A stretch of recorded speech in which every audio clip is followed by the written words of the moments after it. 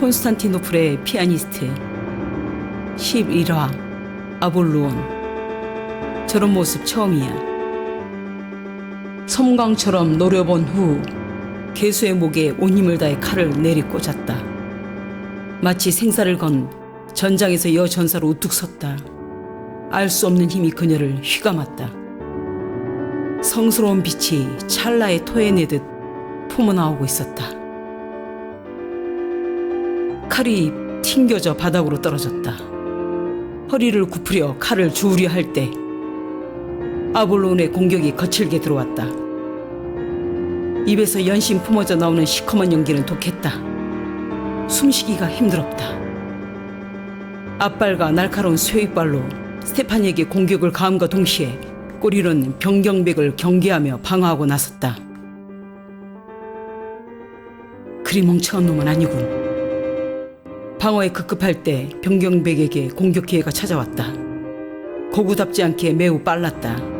그의 칼과 창이 동시에 움직였다. 아볼론의 목을 겨누고 방어력이 약해질 때를 틈타 창과 검으로 있는 힘을 다해 꽂았다. 칼집에 꽂히듯 괴수의 목에 쑥 빨려 들어갔다. 크르렁 크렁. 괴로운지 큰 소리로 울부짖다 마지막 몸부림도 잠깐 서서히 땅바닥으로 침몰하고 있었다. 지축을 울리는 소리. 스테파니를 공격해 들어오다 병경백을 놓치고 말았다.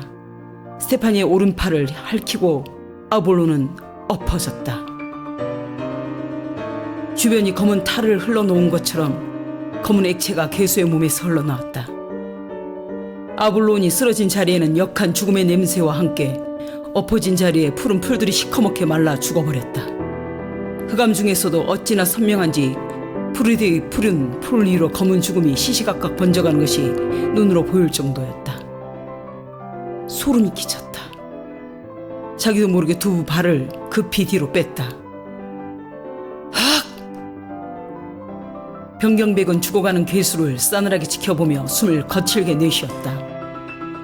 둘 다 부상은 입었지만 어찌됐든 살아남았다. 아무리 철이 없다고 해도 그렇지 거기가 어디라고. 정말 어쩌시려고 그러세요. 유모는 울음까지 터뜨렸다. 스테파니는 너무 미안해서 응접실 한쪽 의자에 앉아 고개를 숙이고 침묵할 뿐이었다. 자신을 걱정하는 유모의 마음을 알기 때문에 뭐라고 할 수가 없었다. 얼마나 다치신 거예요? 아니, 아볼론을 상대하는 사람들은 여기 있는 기사단들이에요. 그들도 보고하는 상대를.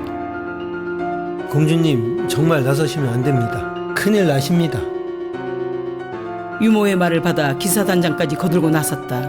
모두의 걱정거리가 되고 말았다. 힘이 쭉 빠졌다. 잔소리가 이어지자 병경백이 나서서 끊었다. 공주님은 정말 용감하셨습니다.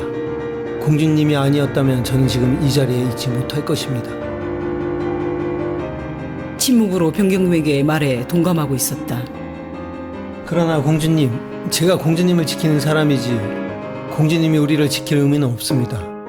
여기 있는 우리 모두보다 공주님 한 분이 더 중요합니다. 다음엔 절대 그러지 마세요. 너무 위험했어요. 스테파니는 연신 입을 다물었다. 어떤 대답도 할 수가 없었기 때문이다. 아볼론이 성체가 아니어서 다행입니다. 공주님께 빛을 졌습니다. 이 빛은 꼭 갚을 날이 있을 것입니다. 성체가 아니라는 말씀은 더 큰 게 있다는 건가요? 그렇습니다. 오늘 공주님과 제가 처치한 두 놈은 중간 정도로 사람으로 따지면 10대 청소년쯤 되는 놈들이죠. 아직 덜 자란. 그렇다면 다 성장한 놈들은 훨씬 더 크겠군요. 오늘 그 놈들보다 못해도 2배 이상은 될 겁니다. 와, 엄청나네요. 갑자기 그런 어마어마한 놈들과 싸웠다는 게 믿기지 않았다. 눈에 뭐가 씌었지. 그러지 않고서 저런 무시무시한 것들과 싸울 생각을 하다니 제정신이 아니야. 어디서 그런 용기가 났을까? 인간이 상대할 수 있는 존재가 아닌 어둠의 강한 힘 앞에 두려움 없이 전진하였던 자신의 모습. 그 순간을 돌아보니 아찔했다. 팔뚝에 소름까지 돋아 있었다. 커보세요. 얼마나 위험했는지. 성체가 아니라 천만다행이네요. 유모는 또다시 가슴을 쓸어내리기를 반복하더니 철딱선이 없는 아이를 바라보듯 못마땅하기도 하고 불쌍하기도 하는 눈으로 부상당한 팔뚝과 얼굴을 번갈아가며 보고 있었다. 그러고 보니 팔뚝에 부상까지 입었어. 중세는 제대로 된 항생제도 없을 텐데. 보고 있자니 다친 부위가 더 아파왔다. 그녀는 병경백에게 고개를 까딱하며 답례를 표시할 뿐이었다. 휴. 기운이 빠진 몸을 부들부들 떨며 자신도 모르게 진저리를 치고 있었다. 응접실에 모인 사람들의 말을 들으며 창밖 너머 어둠을 응시하던 조지 공작은 아까 자신이 두 눈으로 직접 봤던 장면을 다시 생각하고 있었다. 아볼론을 상대로 싸우고 있는 공주. 처음엔 자신이 잘못 본 줄 알았다. 늘 철없던 공주. 왕이 마흔이 다 되어 낳은 공주는 아픈 손가락이었다. 그래서 오냐오냐 하며 하고 싶은 대로 내버려두니 공주는 철이 없을 뿐만 아니라 자신만 아는 지독한 이기주의자로 성장해버렸다. 통제불능 공주. 시녀들과 시종장 사이에서 뿐만 아니라 모든 귀족들까지 그렇게 그녀에게 꼬리표를 달아주었다. 그녀는 그 꼬리표에 걸맞게 톡톡히 이름값을 해내고 있었다. 라트리아 내에서 그녀를 상대한다는 것은 바보들이나 하는 짓이었다. 성질 고약한 공주. 하루라도 말썽을 일으키지 않으면 입안에 가시가 돋는 공주로 정평이 나 있었다. 어제 오늘의 공주는 19년을 지켜봐오던 공주가 아니었어. 조지 공작뿐만 아니라 궁에서 일하는 사람들은 공주가 멀리서 나타나면 피해 다녔다. 왕궁에 있는 모두가 부딪히고 싶지 않은 존재로 낙인이 찍힌 유일한 존재가 어린 공주였다. 병경백의 몰골도 말이 아니지만 공주의 몰골은 더 가관이었다. 드레스는 흙을 뒤집어 써서 온통 더럽혀지고 머리는 헝클어져 산발이었다. 헝클어진 머리는 땀으로 얼룩진 얼굴에 들러붙어 떨어질 줄을 몰랐다. 저런 모습도 처음이다. 그런 공주를 보고 있자니 한편으론 짠한 마음이 생겼다. 유모가 잔소리를 하고 있는데도 오히려 미안해하며 눈치를 보고 있는 공주 스테파니. 이제껏 내가 잘못 알고 있었던 말인가? 도대체 무엇이 공주를 저렇게 갑자기 변하게 하였을까? 조지 공작은 시선을 거두고 오랜 침묵을 깼다. 우선 씻기부터 하고 잠자리에 들어가야 할 것 같군요. 2시간 다들 눈 좀 붙여야 내일 또 출발할 수 있습니다. 공주님께서도 상처 치료가 끝났으면 씻고 쉬십시오. 네. 스테파니는 빠져나갈 방법을 궁리하다 공작이 준 기회를 얼른 낚아챘다. 재빨리 몸을 움직여 2층으로 올라갔다. 유모도 공주를 따라 올라갔다. 2층으로 올라가는 공주를 혼란스러운 표정으로 바라보고 있는 두 남자. 자신의 목숨은 돌아보지 않고 다른 사람을 위해 위험을 감수하고 나서는 공주라. 병경백과 공작은 똑같은 생각을 하고 있었다. 내가 들은 소문은 가짜였단 말인가? 서로 다른 나라가 맞대고 있는 국경은 특수한 지역이라 여러 나라의 소문을 제국 내에서 가장 빨리 들을 수 있었다. 자신이 모셔야 하는 황태자비가 어떤 사람이라는 정보쯤은 벌써 수집해 두었다.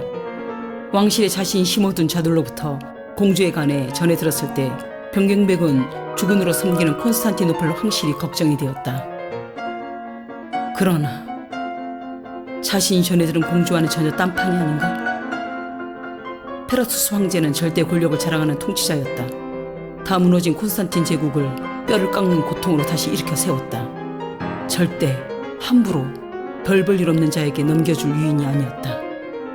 그는 좀채 사람을 믿지 않았으며 늘 의심하고 또 의심했다. 어찌됐든 아몬은 단 하나밖에 없는 황제의 아들이었다. 그러니 얼마나 고르고 골랐을까.